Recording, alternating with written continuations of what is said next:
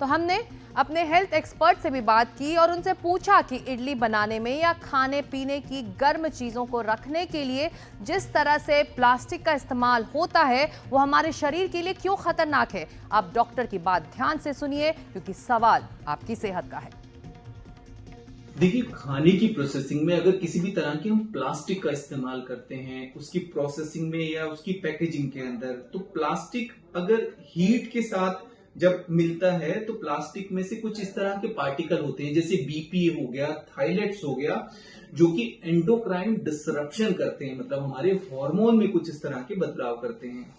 तो जैसे ही plastic heat के कांटेक्ट में आता है तो खाने के अंदर या फूड पार्टिकल्स के अंदर ये जो प्लास्टिक है ये रिलीज होता है, ये माइक्रो प्लास्टिक में कन्वर्ट होता है, फिर नैनो प्लास्टिक में कन्वर्ट होता है और हमारी ब्लड स्ट्रीम में एंटर कर जाता है फूड के थ्रू।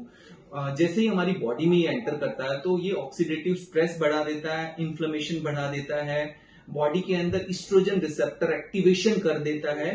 कई तरह के जो कार्सिनोजेनिक पार्टिकल्स होते हैं जो प्लास्टिक के अंदर, ये हमारी बॉडी में एंटर हो जाते हैं और कई तरह के कैंसर का कारण बन जाते हैं, जैसे कि प्रोस्टेट कैंसर, ब्रेस्ट कैंसर। तो बहुत ज्यादा जरूरी है कि खाने को पकाने में या किसी भी तरह की स्टीम देने के अंदर हम प्लास्टिक का इस्तेमाल ना करें, या गर्म खाने की पैकेजिंग के अंदर या गर्म खाने को स्टोर करने के लिए किसी भी तरह के प्लास्टिक का इस्तेमाल नहीं होना चाहिए। और इस पूरी खबर को समझने के बाद अब सवाल उठता है कि क्या करें। चलिए, इडली बनाने में प्लास्टिक का इस्तेमाल हो रहा है या नहीं, आप इसका समाधान तो निकाल सकते हैं, लेकिन ज़रूरी ये भी है कि खाने पीने की चीज़ों में, अपने घरों और दफ्तरों में भी प्लास्टिक का इस्तेमाल बंद किया जाए।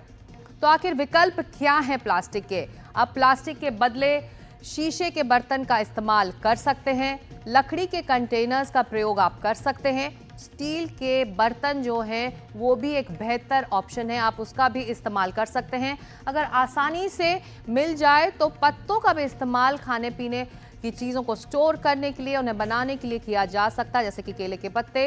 ये लिस्ट और भी लंबी हो सकती है। हमारा मकसद सिर्फ इतना है कि आप जागरूक रहें और दूसरे लोगों को भी जागरूक करें, क्योंकि सवाल आपका और आपके परिवार के सेहत का है।